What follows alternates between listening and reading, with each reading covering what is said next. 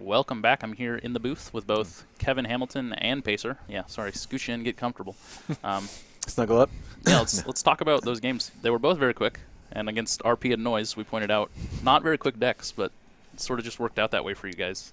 In that first game, it looked like you were sort of at the end there trying to draw for that Jackson to get something safe. What was your plan there? A Jackson would have been nice. A mid-seasons. I was really looking for a mid-seasons because he was going to eventually, steal something. Right. He didn't have a lot of money, so I was hoping to get one of those.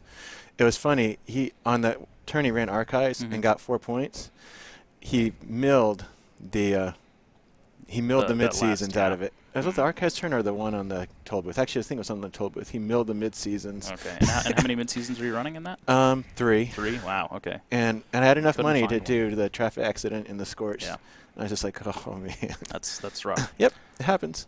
And so for you, I guess why run Archives there instead of trying to pop the shard?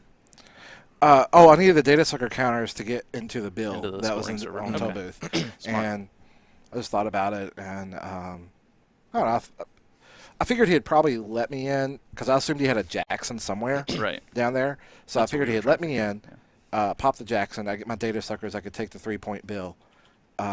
He did not have a Jackson. Right. I surprisingly scored 4 points. Yeah. So what did you have installed in those? The ice was servers? horrible. It was a pop-up, and the one below it was a universal connectivity fee. But you had a bunch of assets out. So were they all just closed accounts or? No, they were. Accounts, 2 of them were the private contracts. Okay.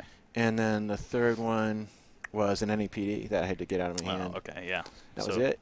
Wow, yeah, that's I was having a tough time with my draws there. And then in the second game, similarly, good runs into R&D got him some points. I don't know. I should bidding on Future Perfect. I don't know. I guess I play against too many people that.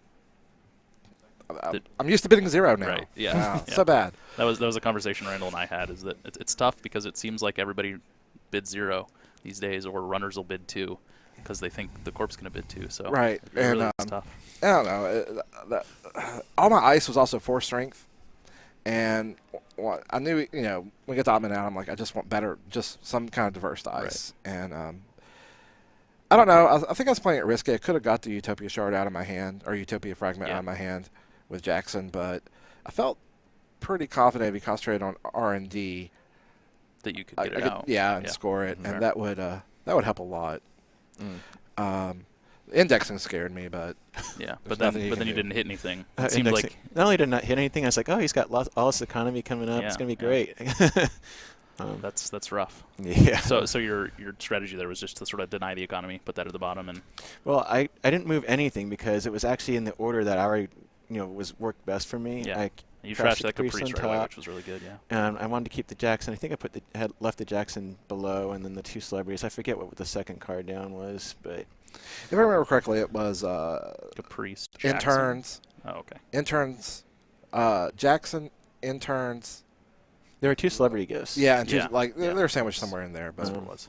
They were like 3 and 4, or 4 and 5, and I was just like, oh man. I think I wasted that pup on Archives. I shouldn't have done that, but hindsight is 2020. Yeah. But I made up for it when I went and then managed to just randomly pull. Right. Yeah. Just pull 2 in a row. Yeah. So. Yeah, that was pretty good, and I guess at that point. You don't have ice, so even like you said, the pup, like that's going to tax him, but it's not ever going to keep him out, right? Yeah. Yeah, and he wasn't completely set up yet, right? So I think with RP, you're just trying to buy some time to get some ice out. That's why I threw the Naked Sundew down, just to hopefully he would go over there and give you more time as well. And if he doesn't go over there, then I'm getting more money. So when I do draw some piece of ice. We thought we were going to see a Cortex Lock Fire for the first time, and then we realized that's another piece of ice. It's also 4 strength. Yeah, and I almost didn't catch that. Yeah, I was like, what am I going to do? I just take the net damage, and I was like, oh, wait a minute. So do you think that makes Cortex Lock weaker? The fact that it's a 4 strength. Do you think it needs to be 4 strength, or would it be a better card if it was a 3 strength, maybe? No, definitely not 3. Okay.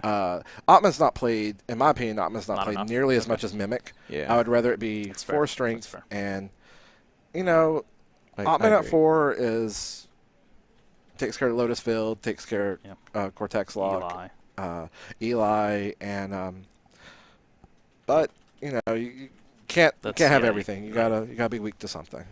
And I guess we also noticed you're running Ashigaru. in this deck? Yes, that was the other piece of ice in my hand. Also 4 strength. Also 4 strength. But aside from the Atman, have you had a chance to get it into play? Is it the previous game, playing against Quetzal, of all IDs, that one it really came in handy a lot.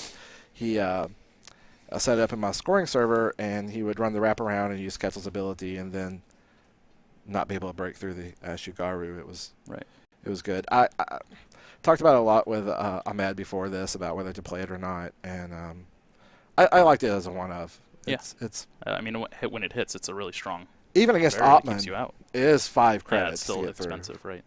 At its optimal. And so, I guess on the flip side, looking at your Kate deck, we were sort of talking about. You guys were both playing essentially 4 identities that are pretty classic meta. Not a lot of changes, but stuff that new cards have been added to that sort of helps them out. But we noticed, for instance, you're not running a Clot or anything in Kate.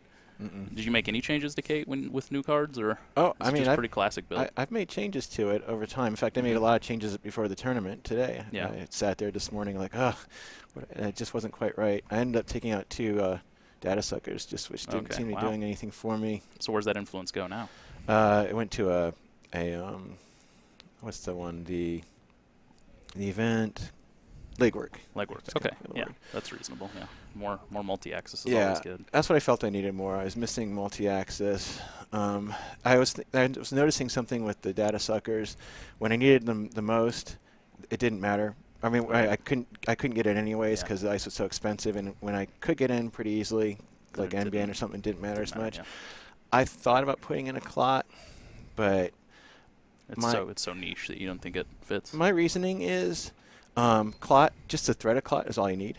Yeah. People are going to make changes to their fast advanced decks if they make them at all, or they're going to be running a lot of RP. I expected to see a lot of RP today. Yeah. I still expect to see a lot of RP today, so Clot just didn't really matter for that. Okay, that's fair. Any matchups in particular you want to see or want to avoid? I guess RP maybe. Although you've shown you can draw the cards now, so maybe not. Yeah, all those side games are so brutal. Yeah. I actually thought about trying to put in an unregistered S&W even just for the caprices, but just couldn't really fit it in. It's reasonable. But yeah, RP is definitely my scariest matchup. And see what I can with it. Otherwise, pretty confident today? What do you mean? Just going forward, you think you got a pretty good shot at? Oh yeah, I mean, other matchups. I think my Kate deck's pretty good, and I think it's good against RP. It's just RP is really strong. Yeah, it's true. So that's all there is with that. Kate's definitely one of the top runners. Still one of the top runners for you. Yeah. And I'll still fly the noise flag. It's my favorite in the core set. Yeah. I love it. Yeah. Anything today that you think you're going to run into that's going to give you trouble or that you want to see? I'm always nervous playing against PE because you have to be on your toes. As far as Max is also like one of those. Just this can give you a headache if you're not careful. You can slip up and lose quickly. But I'm actually okay. I don't want to see a lot of NEH. Yeah.